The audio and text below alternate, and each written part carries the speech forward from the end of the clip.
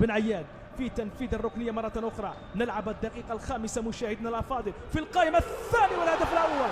أول الأهداف لمولودية وهران، هدف سريع، مباراة تبدأ على هدف سريع ومبكر. ياسر بالعريبي بالراس في وقت كنا نتحدث عن الكرات الثابتة، هذا الهدف الثاني دائما للمولودية الوهرانية.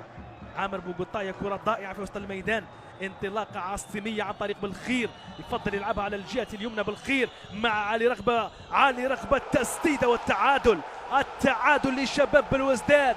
علي رغبة في مباراة هي الأساسية أو الأساسي كلاعب أساسي لأول مرة مع شباب بالوزداد، يتمكن من تسجيل هدف التعادل، يعدل النتيجة للزوار لشباب بالوزداد ويرسم رابع هدف تلقاه شباك صوفي كمال هذا الموسم هنا بوهران.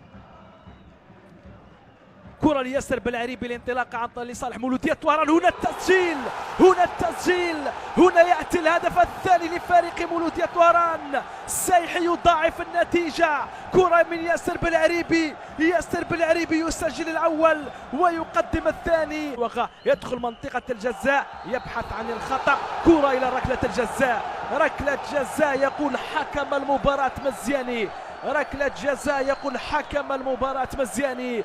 بالأحول في أول كرة يتمكن من الحصول لمولودية وهران، ورقة رابحة بالنسبة لعمر بالعطوي. هنا المراوغة من بالأحول، دخول منطقة الجزاء، هنا التدخل، حكم المباراة مزياني يقول ركلة جزاء. سنشاهد في الإعادة مرة أخرى، ركلة جزاء يحتسبها حكم المباراة مزياني لمولودية. سيسجل الثاني له هذا الموسم، هل سيسجل الثالث؟ هل سيضاعف النتيجة؟ دغار، والهدف الثالث، الهدف الثالث لمولودية وهران أمام المتصدر شباب بالوزداد. كرة من ظهر مروان بيمناه، يسددها، يجسدها، يسجلها ويضيف الهدف الثالث لمولودية وهران.